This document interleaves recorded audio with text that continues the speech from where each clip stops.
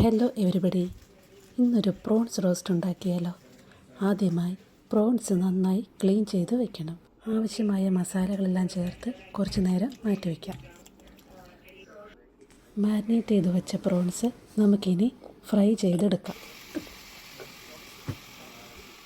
Prawns fry ആവാൻ എടുക്കുന്ന സമയത്ത് നമുക്ക് ഇതിനോട്ട് ആവശ്യമായ സവോളയും ഇഞ്ചി, വെളുത്തുള്ളി, കരിവേപ്പില, പച്ചമുളക് എല്ലാം ചോപ്പ് ചെയ്ത് സൈഡിൽ മാറ്റി വയ്ക്കാം.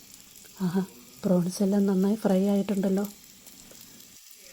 ഇതേ കടായിലോട്ട് തന്നെ ഇനി സവോള നന്നായിട്ട് വഴറ്റിയെടുക്കാം.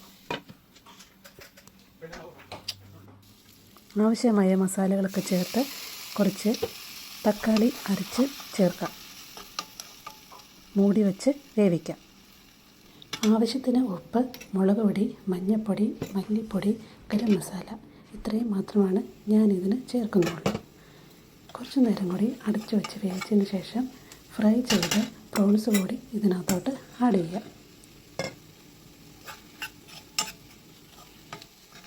നന്നായി മിക്സ് ചെയ്തതിന് ശേഷം മൂടി വെച്ച് കുറച്ച് നേരം കൂടി വേവിക്കാം.